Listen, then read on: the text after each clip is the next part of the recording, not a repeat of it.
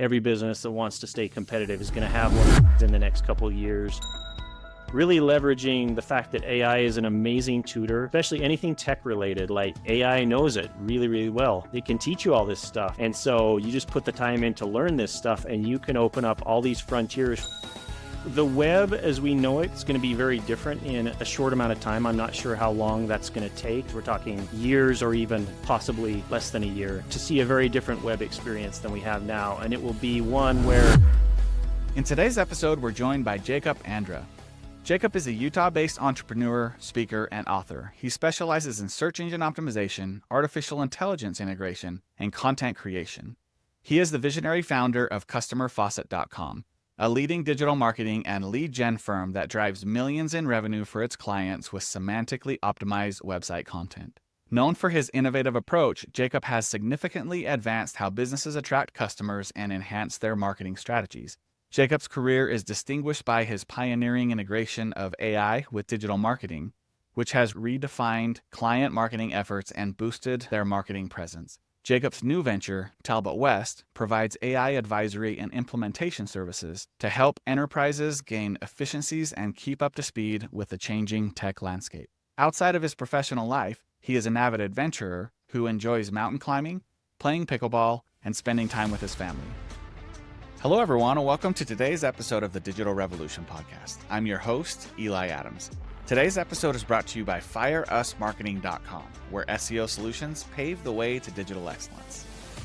Welcome to the show, Jacob. Thanks, Eli. It's great to be here. Yeah, I'm real excited to have you here. I have followed you on LinkedIn for quite some time and noticed that the type and quality of posts that you put out there is unlike a lot of people out there. A lot of people, they have some good advice and they have some good stories, but you seem to go against the grain. You seem to question a lot of the norm, and you seem to put out some really, some good case studies that prove that what you're doing actually works. And I really love and respect that about the content that you put out there. So I'm excited to dive in and learn more about some of that strategy, and what you do in both your AI business as well as your SEO agency, and with all the content stuff that you put out. I'm excited to dive in. This is just as much for me as it is for everyone who's listening out there as well.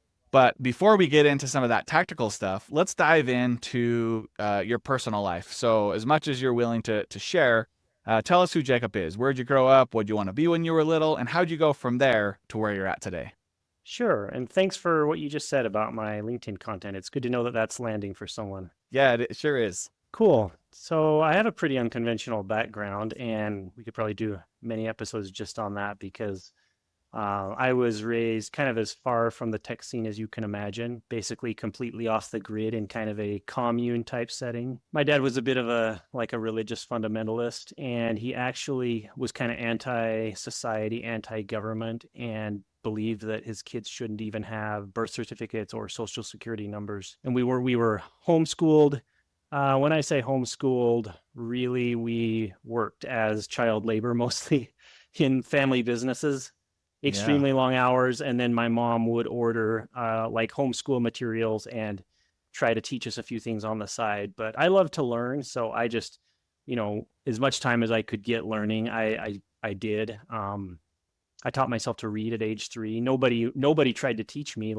Everyone was so busy, they didn't have time for it. But I would just ask my mom, what are these letters? What are these words? And before I knew it, I was reading. Read tons of books all growing up whenever I could sneak off and read, get out of working for an hour or two here and there, I would sneak off and read. And so I was pretty well read and pretty educated in a lot of ways and very sheltered in other ways. It was a weird mix. It gives you a different perspective, for sure. I think, there's a lot of people that we've talked to on the podcast that have a pretty normal upbringing. But I guess what I'm trying to say is there's some people who have normal upbringing. There's some people who have a lot of struggle. There's some people who push against the grain and say, I'm not going to go that way. I'm going to go this way. So far, I haven't had anybody like this who, had this type of upbringing where you taught yourself and a lot of your education came from books as opposed to the outside cultural, norms that usually happen. Yeah, it was a really interesting mix. And one of our family business involved rebuilding automotive parts, and we lived out on this remote ranch, again, totally off grid. And my dad would do these delivery runs and pickups to major cities, and so we would leave and be gone for 3 weeks at a time, doing all these deliveries and pickups in cities like LA, some of the really rough parts of LA. And so for 3 weeks, I would be just going around to this really gritty parts of these major cities and seeing and taking in all this. And I loved it because I felt like I was just taking in so much new information. Then, back at the ranch for another several months, just grinding it out and being totally isolated. So it was a very weird, kind of colorful mix. At what point did you move on from that and move to a bigger city? And like, how were you introduced to the digital world? We got a computer pretty early on for the business, and I remember playing around with that and doing developing a lot of stuff. Even I think I was probably only 10 when we started developing a inventory for our business, and I was in charge of that. So putting together this inventory on the computer, and then the internet came along a while after, and kind of putting together a basic website. So I was doing some digital stuff, I guess that far back, just for the business. I've just always been like, when something comes my way, I'm going to figure it out. I'm going to learn it fast, and so I've always been able to do that. And then eventually, I wanted to get out of there, and there weren't a lot of avenues open to me. I was unpaid. That was another interesting thing about growing up, is because it was kind of a communal situation. I was unpaid labor all the way through my teenage years, even into young adulthood, until I finally said enough of this. And and then it was really challenging because I couldn't just go get a job. I was undocumented, so I was like a native born undocumented person. It was very, very hard to prove who I was. And Oh, there weren't a lot of avenues open to me. I finally managed to figure that out. But even then, I had no credentials, even though by then I was running like half or three quarters of the family business, which was doing like multi millions of dollars. And if people knew what I was actually capable of, I could have landed a really good job, but I had no way of proving any of that. I had none of the usual credentials. So I just started at a minimum wage construction job, and at least I was earning my own money. At least I was free doing my own thing. And from there, just kind of worked my way up. And eventually, in my 30s, I did go to college, and that was a really valuable experience. Was studying a lot of digital stuff there, getting involved in all kinds of interesting topics. I started out thinking I was going to do biomedical engineering, was getting 4.0 GPA scholarships, landing lots of scholarships, doing biomedical engineering stuff. Then I just kind of was like, I had a lab internship, was doing all this. And I was like, I can't really see myself doing this my whole life. Didn't really have a strong alternative, strong sense of what else I wanted to do. So I defaulted to English because reading, literature, writing was always my passion. So I kind of just defaulted to that, graduated with an English degree. Right toward the end of graduation, I started getting a sense that marketing was the direction for me. This would have been like 2014. So I started studying marketing really hard. So I actually didn't study marketing for my major, but toward the end of it, as I started getting this sense like, hey, this is really somewhere I can both earn a living and like my skill set would be a perfect fit. Started teaching myself all these marketing concepts from a lot of YouTube videos, courses, and stuff like that.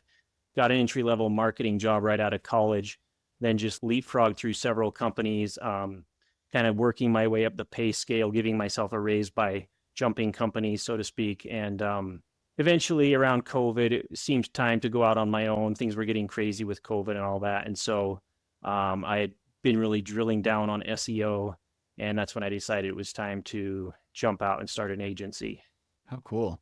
It's fascinating to hear this story, as well as some of the other stories of people I've interviewed where they've had struggles in their youth, or as a younger person, and it's fascinating to see how that sort of shapes them into who they are now. And correct me if I'm wrong, but I imagine that even though you maybe didn't enjoy every bit of working in the family business, that it probably taught you how to be a really hard worker that now is paying off later on in life, right? And then also the fact that you loved reading and writing, and that translated into college, and now is like something you're capitalizing on. So even though it was difficult back then, Do you feel like that shaped you really into the person you are that's really successful in English and marketing today? Absolutely. I mean, we don't get to pick and choose our origin story. We come from the family we come from, and I don't, I'm certainly not one to sit around and point fingers and play the victim for the choices my dad made.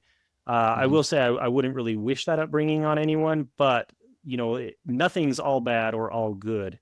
And so, Yeah. along with all the undesirable stuff that I wouldn't really wish on anyone, came a strong sense of work ethic, a strong sense of entrepreneurship. I mean, my dad, for all his good and bad, his flawed and interesting character, was very sharp entrepreneur and a very hard worker. And so I would just be side by side with him, building all this stuff, building these businesses, going out and interacting with customers, kind of seeing how he did it all.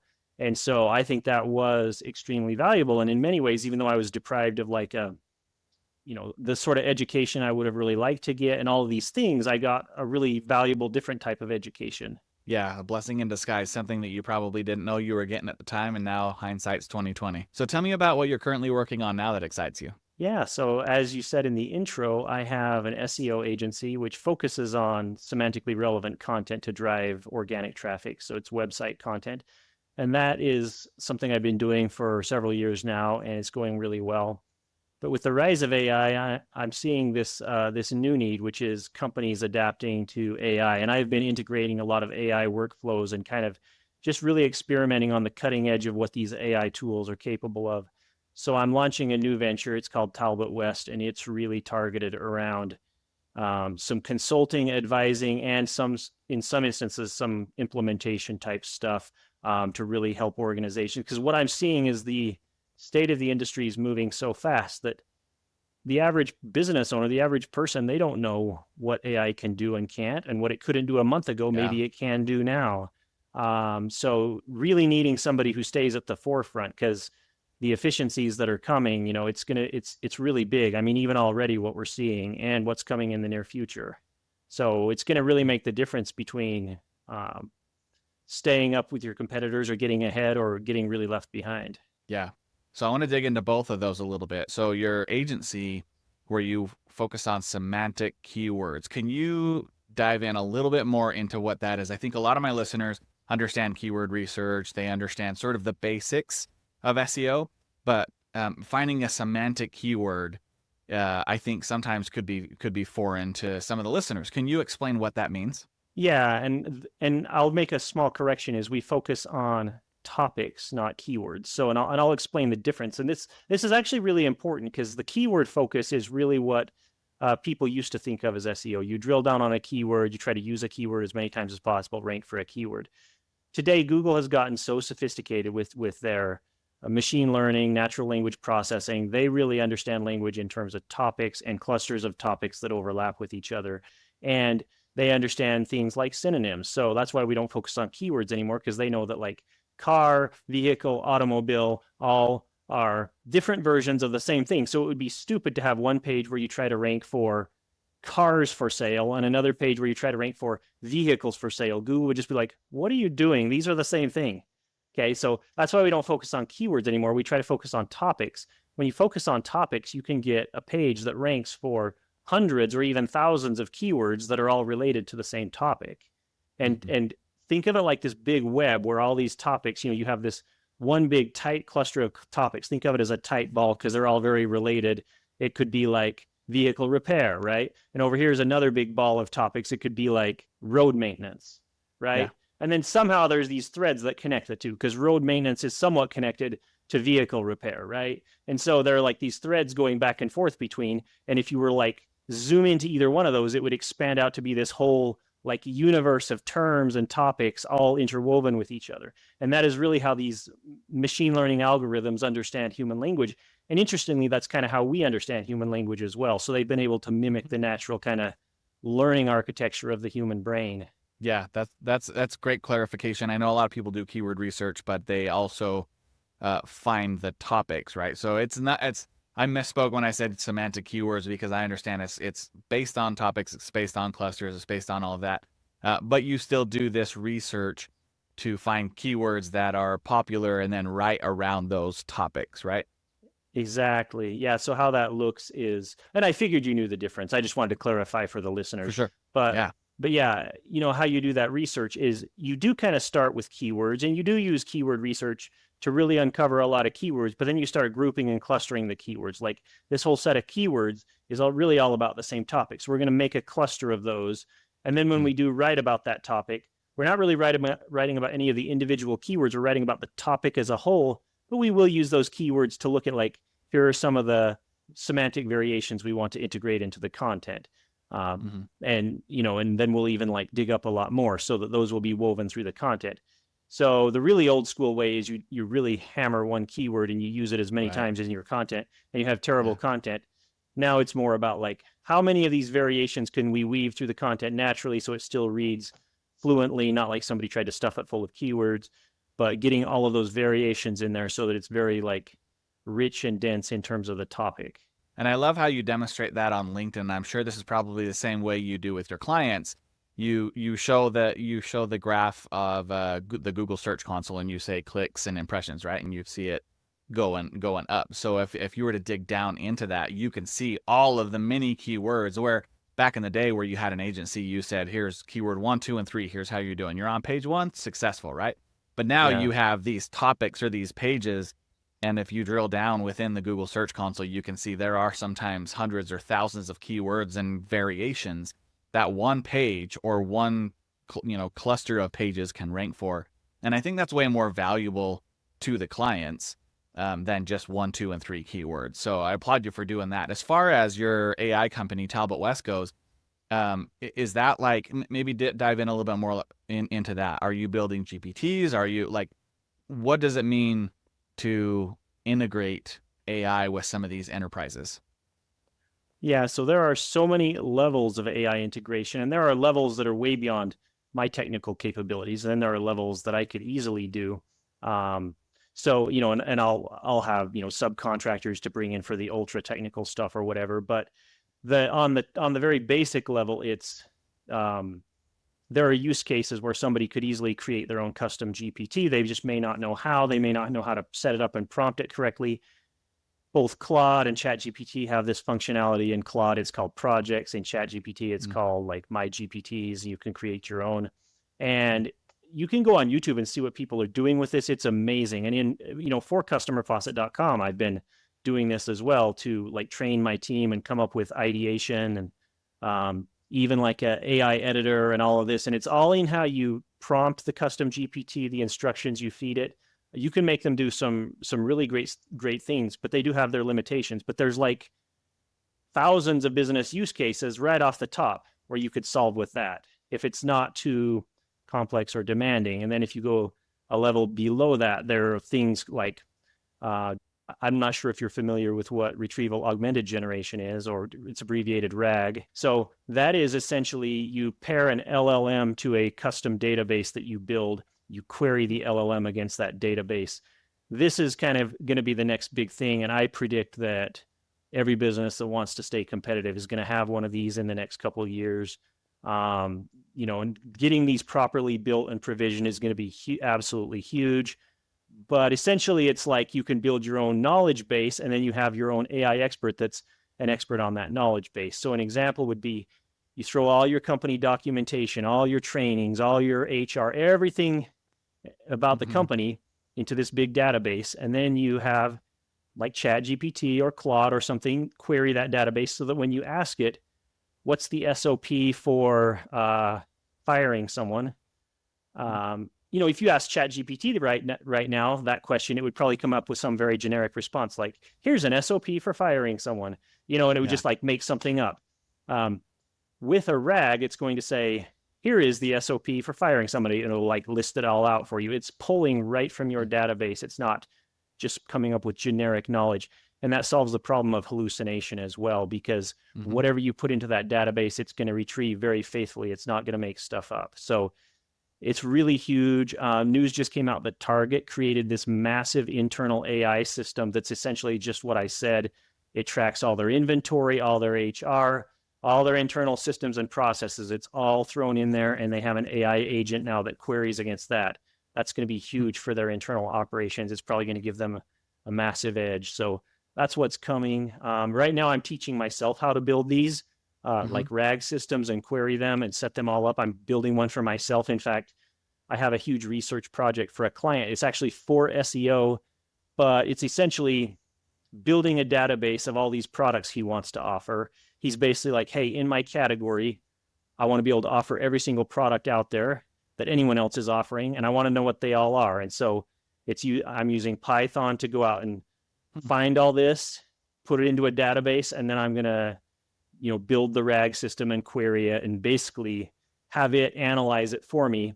This is something that a tool like ChatGPT or Claude could never do. You could never say, how many of X type of product are there? I mean, it would just tap out. It would list like 30 and just Yeah. tap out. These tools aren't built to be comprehensive. They're not built to do massive data mining and massive data analysis projects. That's where something like a RAG comes in. So I'm Yeah. building it, implementing it for myself. I know it's the future, and that's the sort of thing we'll be offering. That's so exciting. And I love that you have experience on both sides. You have the SEO agency and the AI. And I forgot to mention, I'll just quickly mention it right now for the audience who's listening. I forgot to mention that this is one part of 25 in a series I'm doing around SEO. And so I'm grabbing these experts around the world to talk about individual areas of SEO, right? And I have, outside of Jacob, I have, I have some experts in Pakistan. I have some experts in Germany. I have some experts. I just interviewed an expert this morning, from Amsterdam. And so I will link to this SEO series just up here. If you're on YouTube, look at that. If you're listening to audio, I'll put it in the show notes. But by the end of this, which will probably be by the end of the series, probably be into December, we'll have 25 episodes around every aspect of SEO: international SEO, SaaS SEO, B2B SEO, on page, off page, link building, all sorts of things. And this one I'm really excited to dive into with AI and SEO. And so if we get into the strategic and tactical section right now, Jacob, um, I know a big concern in the SEO world is generative AI and how Google is using it in their search. Let's talk about how you feel like that is going to change things moving forward. Yeah, so there are two sides to that, and I'm not sure which side you're pointing to, or maybe we just cover both. But in that question, I hear one is Google going to penalize AI content, which a lot of people are concerned about. Is it okay to use AI content in search? And two is like, how is the search landscape going to change once AI gets layered onto and on top of existing search architectures and informational retrieval systems? So, were you going in one of those directions, or did you want to cover both of those?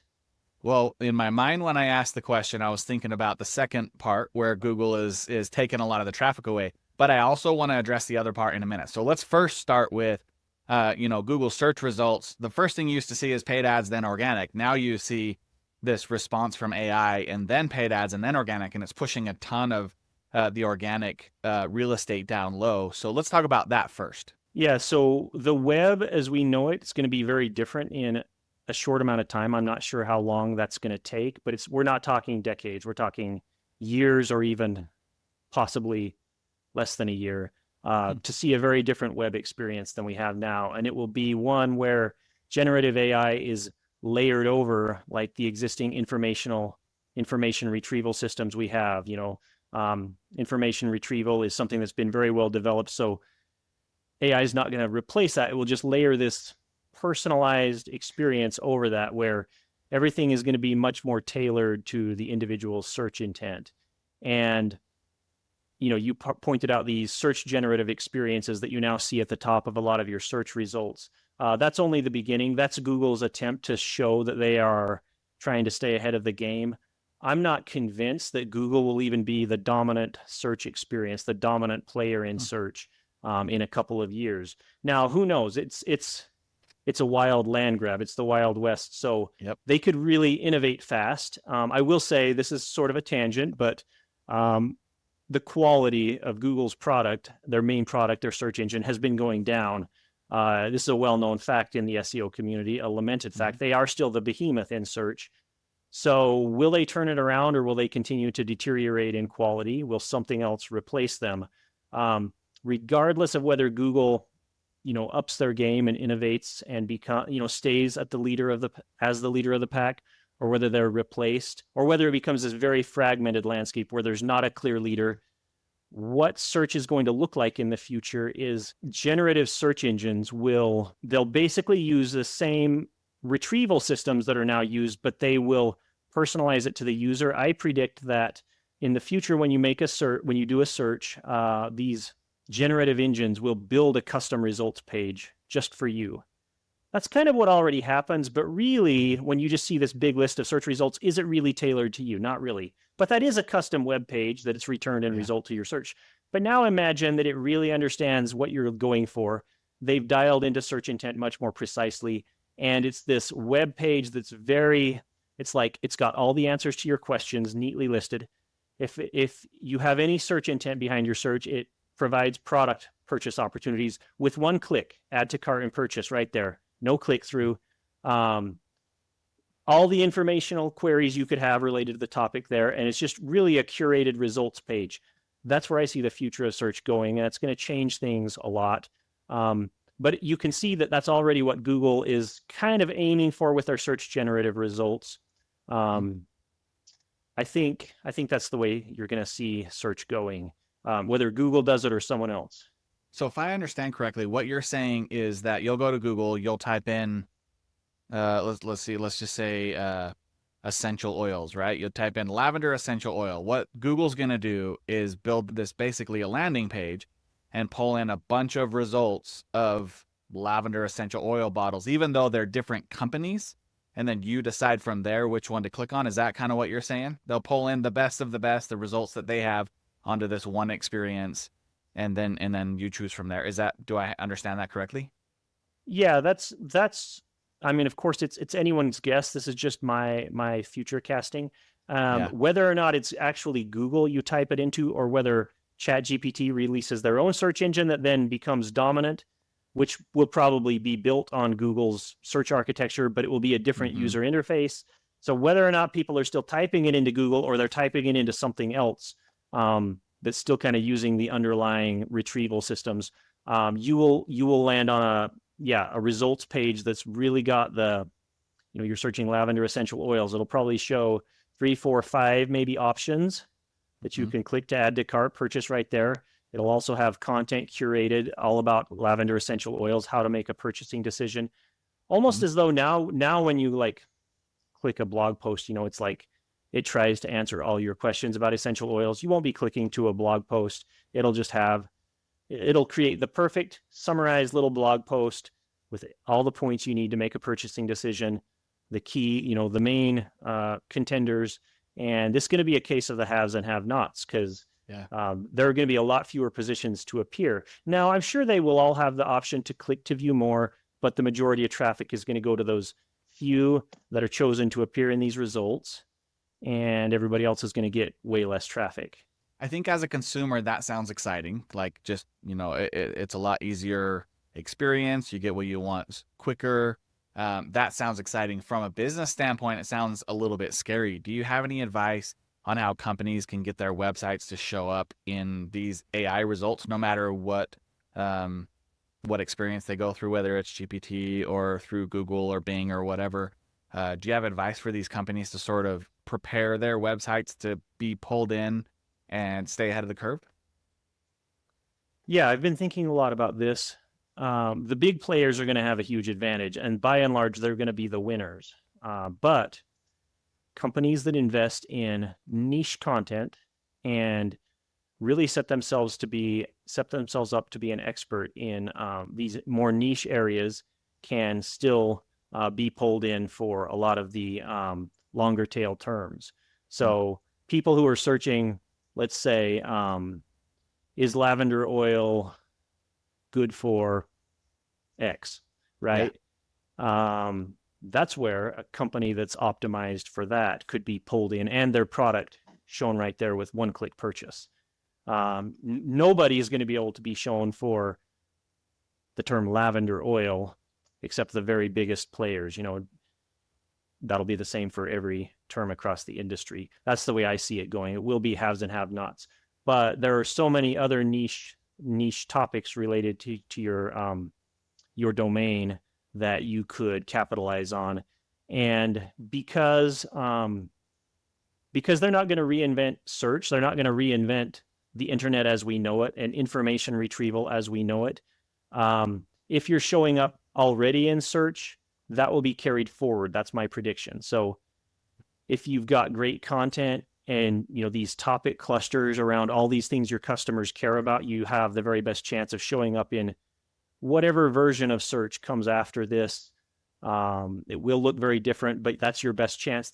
So that's one side of it. Great content, semantically relevant, topical clusters. We touched on these clusters of topics that really tightly integrate and reference each other, these libraries of content on your site tailored around the things your customers care about. So content done in that way, that's the one pillar. And the other pillar is branding. And just really, there are a lot of brand signals Google uses, and I think those will be carried forward. But the big concern is sussing out legitimate brands from fly-by-night, drop shippers, affiliates. Like, the big focus is going to be on what are the real brands out there that are actually, making and selling a product versus the kind of rent seekers who are trying to insert themselves as a middleman and make a quick buck. So that's really going to be another focus. So anywhere on the internet you can really emphasize your brand, that's going to be through reviews, customer reviews, and finding ways to curate and display those reviews, and aggregate them. Your social media, even if your social media is not bringing in a ton of customers, it's a very strong brand signal. Length of your social media accounts, longevity of your website. Like, there are so many brand signals out there that these search engines are now aggregating, and the EEAT is the measure of basically trust and authority, and brand authority is one big component of that. So good content, good branding, and making sure your brand is really like amplified across the internet in as many ways as you can. And EEAT has been around for a couple of years, so that shouldn't be a surprise to a lot of people listening out there. But I think you touched on an interesting point where even if you're not seeing a ton of like immediate value coming from your social media and getting reviews and all of these other things, it is something that the search engines, specifically Google, is going out and looking to see, right? And so understand that even if you're not getting a heart on your latest post, still doing that content is important. So now, with AI, the invent of AI over the last 2 years now, preparing social content has become so much easier, right? You can go to GPT and say, help me plan out the next 30 posts, right? You can connect it to Canva and get half the work done already. So let's talk about the content side of AI, and then specifically for SEO. What are the pros and cons to using AI to write your content? And do you recommend that versus just using it to do the planning and then having a human write it? Let's talk through some of those details. It's very niche specific, because there are some niches where AI is quite useless. If it's highly technical or highly specialized, AI can maybe do like 10% of the work. And then there are other niches like common knowledge, general knowledge sorts of things, where AI can do 80% of the work. I always recommend a human do at least 20% of that polishing, adding the human touch, adding those experience. They added the new E onto EEAT. It used to be just EAT, and the new E is for experience. They're looking for signals that a human being is behind that, and that a human being actually has experience with that. And so that's actually another thing that signals experience and also brand authority, is adding authorship to your content, and having author bios. And so even if, let's say, you're in a fairly non-technical niche and AI can do 80% of the work, you still want to have a human do that final 20, and adding the right little human touch to it and making it sound very personable, and adding those personal elements is really important. Am I on your question still? Yeah, for sure. I guess I'm specifically thinking about, and you answered it spot on, exactly the way I thought you were going to, but I think it was in March, Google came out with an algorithm update and trashed thousands of websites. And I think the difference, though, is that they just went to ChatGPT and said, write me a 1,200-word blog post on this keyword, copy, paste, copy, paste, copy, paste, right? And so it didn't become super valuable. to the user, and Google saw that, if you had a website that was 10 years old and you were posting one time per week for the last 10 years, and then all of a sudden ChatGPT is invented, comes out to the public, and you're like posting 100 per month, there's some red flags that Google's seeing, right? And they go evaluate it. And if it's all, because the thing is, if I go to ChatGPT and say, write me a 1,200 word blog post about SEO, and you go and say the same thing, and someone else goes and says the same thing, chances are it's going to be very close to the exact same content, right? And not super valuable. But if you use it and you dig down and say, okay, I like this bullet point, give me more context. I like this bullet point, give me more context, and you get more of that. And then you humanize it, like you said. I think that's where using AI to cut out a lot of the upfront work can be super helpful. Do you agree? Oh, absolutely. For my team, again, depending on what niche they're writing on, it's cutting like an article creation time by anywhere from 20% to like 60%, but they're still spending, in some niches, they're still spending 80% of the time they did before. Some niches, only 40% of the time they spent before. But AI has all of these telltale semantic markers. It uses a lot of the same phrases. It likes to build sentences in a very convoluted, not very user-friendly way. I'm trying to overcome that with custom GPT editors that watch for that stuff. But so far, those seem to be so baked into the way that AIs like approach language. Maybe so much of their training data had these semantic structures, it's very hard to train them out of it. So a big part of the editor's job is just going through the content and getting rid of a lot of these telltale markers that just sound so obviously AI. Yeah. And then again, adding some more human elements. And you can get a really good article if you do this approach rigorously. But you're absolutely right. You can't just say, give me an article about X and expect a good article. It's not going to be a good article. It's going to be just a very mediocre one at best. We never do that. We never prompt, we never give an article-wide prompt. What we might do is we might say, give me an outline for an article about X, see what it's suggesting, compare that with other top search results, compare the two, use some of our own creativity to kind of weigh these different inputs. The outline suggested by the AI is one input, top search results, what's performing well is another input, common sense is yet another, and kind of coming up with the best outline, right? So that's one good use case. And then we might ask it to write certain sections. So write an intro to an article about this, and in the intro include these facts or whatever. And then it might produce an okay intro, and then we kind of edit the intro a bit, and you've got a great intro. Now write a bullet list with a quick intro preceding the bullet list, listing all the ways in which X can do Y. And then you edit that a little bit, and you've got that. So there's this nice collaboration between AI and human that really speeds up the workflow. It's a great helper. It's a terrible writer. And again, the other problem is that you alluded to, it's pulling from what's already on the internet in it for its training data. So you're not going to get anything net new. If your goal is to be a thought leader, to really produce something of value that readers are getting original insights, you're not going to do that with AI. So that's where the human, again, has to come insert over what the AI has written, insert that into it and get that originality, thought leadership, and that sort of thing.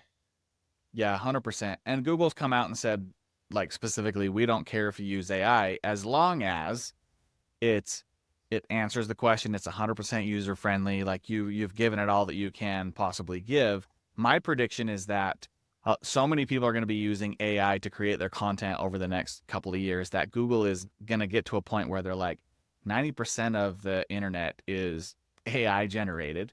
We're going to favor human content, right? And so then the pendulum's going to swing all the way back and say anything that is super unique, because just like you said, AI is not unique. It's just pulling from what it knows that already exists. And the human brain, I think, is the one area where we set ourselves apart, where we can actually come up with new ideas, new creatives, new content, stuff like that. So I think business owners should be aware AI should be a leverage, a leveraging tool to speed up processes and, give 10x what you normally could, but don't let it replace everything. Otherwise, I think it could come back to bite you later. Absolutely. And I like in the Google guidelines you alluded to, they specifically say that humans were generating really bad content before AI came onto the scene. And that's true. They had these, overseas content farms where you pay, $10 an article, and some overseas writer with a rudimentary knowledge of English is just going to crank out this, really low quality article. And you get, people were spamming the internet with that stuff before AI. Now, of course, not at the same volume. The other thing I would like to maybe just question a little bit or push on a little bit is this strong distinction between AI and human content. And one way I like to do that is with a thought experiment. Let's say you're writing an article and you craft this beautiful paragraph that explains one of the core concepts of your article really, really well. And you're very happy with it. It's totally original. It's from your own personal experience and your expertise. You decide to run that through AI and just say, like, hey, give me some ideas. Can this be improved? And the AI is like, yeah, try this, this, and this. These will improve it. And it gives you a version that's fairly similar to your original, but you look at it, you're like, wow, that version actually is better. And you use that. Now, is that AI content or not? So I would say it's not this marked difference between AI and human content. Most content will be some collaboration between the two, and that nobody cares. I don't think that there will be a pendulum swing away from AI content. I think there will be a pendulum swing away from content that doesn't demonstrate originality, expertise, human authorship, and strong branding signals. I love that little exercise. I think you're absolutely right. And I think the most important thing for listeners to understand is right now, it used to be content is king. The more you put out, the better. But if you took more time in making one piece of content higher quality, as opposed to putting out 3 pieces of content with low quality, the higher quality one is going to last longer. It's going to add more value, and it's going to give more, you're going to get more rankings, more impressions, more clicks long-term anyway. So take time to get that quality content, even if it's a mix of the AI. Like you said, you write your own story, you put it in, they make it, AI makes it better. Quality content over quantity, I think, is where we're at these days. Yeah, absolutely. What are the most exciting use cases for AI and SEO in business right now? What do you think? Yeah, so I think, there's some, like, using Python to do a lot of your research, and then, creating these RAG architectures to like good original research, I think is going to be one of the markers of good content. And that's one of the frontiers I'm exploring. I've never been a Python guy. I actually decided I wanted to figure Python out and RAG out for this client project. And so I'm asking AI to teach me. I like to use Perplexity. So I ask it here, I say, here's my goal. What's the best way to achieve this goal? And it gives me some options. And I say, okay, I want to take option 2, walk me through the steps. And it does. And then I say, hey, that's not working. And so I spent probably 24, 36 hours of solid work on this last week, just trying to hone in and learn this stuff. And it's like having my own private tutor. So really leveraging the fact that AI is an amazing tutor, especially anything tech related. Like, AI knows it really, really well. It can teach you all this stuff. And so you just put the time in to learn this stuff, and you can open up all these frontiers for data mining, original research, original insights. Like, again, creating these RAG architectures where you can become even more of an expert than the best expert out there on some of these domains by curating these bodies of knowledge that are already available. For example, if you wanted to become an expert on some medical topic, not to disparage at all the doctors who have put in all these years of study, but you could curate this vast medical database, and you could, like, query it. And it would be something that almost any medical expert it would be impossible for them to have it all memorized. And you could have it all at the click of a button. You just do a quick query and you can have all of this information available to you. So the possibilities are huge. I think that's what's going to really make the difference in SEO, is using AI in those kinds of ways. And it's going to be really big. So if I'm a new business owner and I'm sitting here listening to this and I'm like, okay, how do I get started? How do I use AI and SEO to elevate myself online? What advice do you have for someone like me? I mean, you've got to just, I would say it's twofold. You've got to jump in and immerse yourself, be willing to put in lots of hours learning. And so that's what I did. And that's what I'm still doing. So just be willing to put so much time into study. There's so many resources available from awesome YouTube. There are YouTubers doing incredible stuff with AI and using it for SEO and using it for all these use cases. You can have AI itself teach you by asking it, telling it what you want to learn, asking it to teach you. You've got to put in the time. And then the second part of that is you got to find clients. You got to solve real world use cases. And so, um, what are people's pain points? How can you serve them? How can you help them? And then when you get a client, you got to take really good care of them. You've got to have amazing follow through, really make them, taken care of. Probably you've got to work for very low cost early on while you're building out a resume and a client base and getting testimonials, and be willing to put in that work and that grind. And then just take really good care of those early clients. And then you can gradually, as you get more clients, you can gradually start raising your prices. That's what I did. And I think that's the best way to get into any online digital type of career. That's great advice. What would you say to a newer business or company that wants to use AI but maybe is a little bit afraid of like AI hallucinations and stuff like that? What would you say to somebody in my position like that that's maybe afraid to use it because of something like that? Well, in terms like hallucinations are only one type of AI risk. There are lots of others. But like in terms of hallucinations, if you're aware that AI can hallucinate and you make sure to validate whatever it's claiming, go to sources online and validate it. That's an easy way to stop that. So if you're writing an article and AI tells you 220% of X happened, blah, blah, blah, whatever, don't just blindly put that into your article. Where are you getting that information? Perplexity, I love Perplexity because it provides all its sources. So I use Perplexity a lot because whenever it makes a claim, it provides sources. Then you get to go decide how valid those sources are. In some cases, it's just someone's blog post. So like, is that a valid Yeah. source? Probably not. But in other cases, it's, original like manufacturers or news sites or, very credible governmental like organizations or scientific research papers. So you're the one who ultimately is responsible for whatever you're putting in there, whether AI says it or not. That's not going to be an excuse.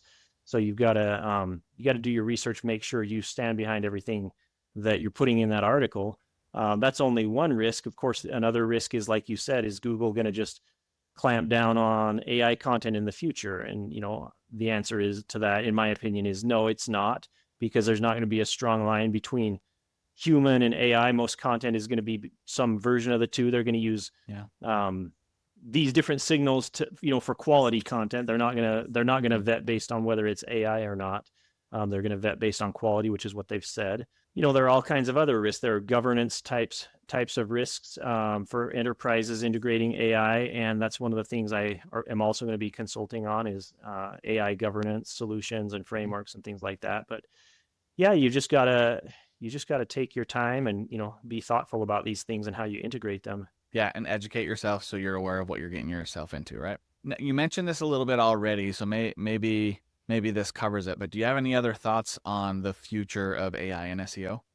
Um, yeah, everything's going to just get like really personalized in the future with agentic AI. That's kind of the big buzz right now, is that these AI agents, there will be AI agents capable of understanding context and acting on your behalf. And uh, probably the way they're gonna take it is you'll have an AI agent on your devices that trains itself on your preferences and knows you better than you know yourself. And so um, search will probably harness some form of agentic AI where it's taking all of your history and all of your preferences, and that's going to be part of what's driving this ultra targeted search.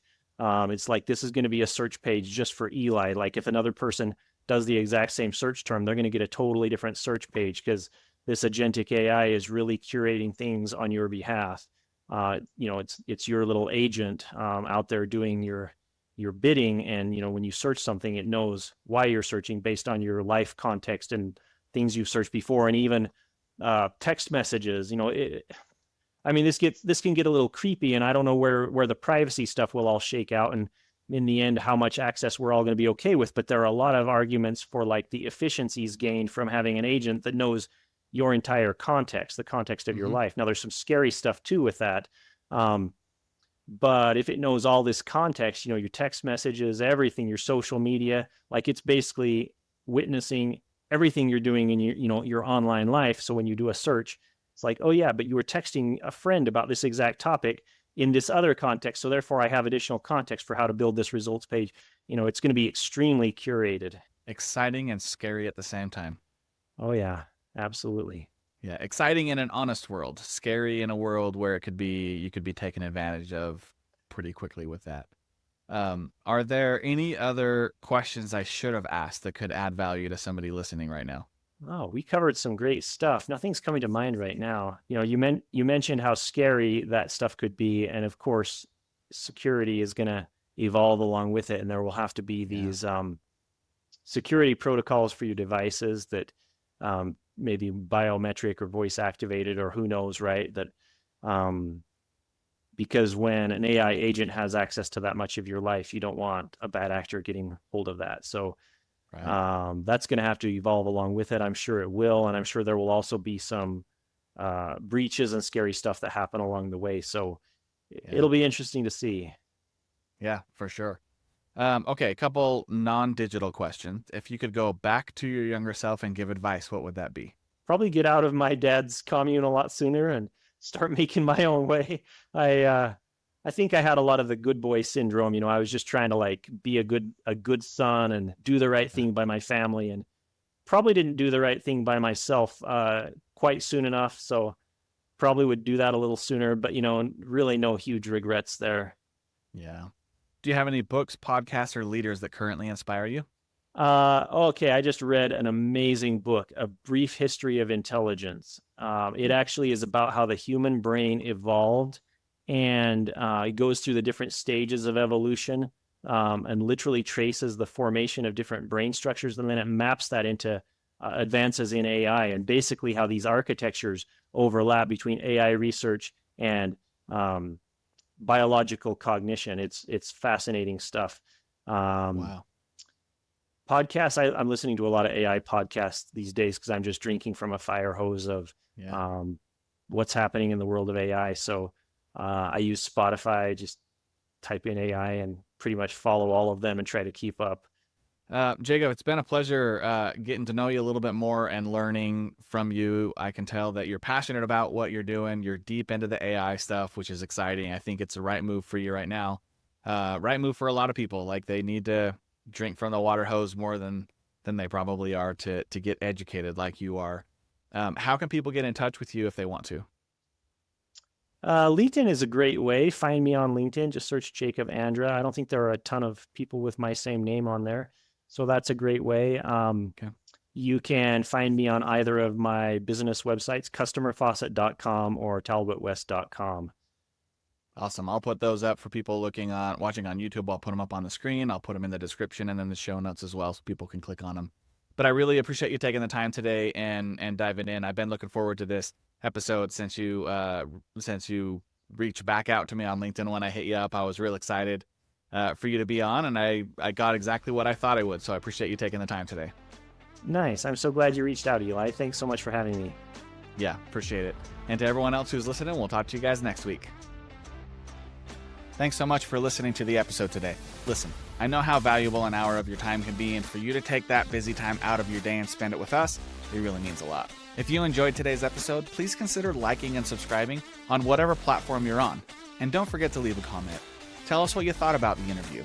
Ask us questions. Let us know what other digital topics you'd like to hear about in the future. We're here to add value to your life and elevate your digital presence online. If you'd like some help doing that, reach out to me at fireusmarketing.com. See you on the next one.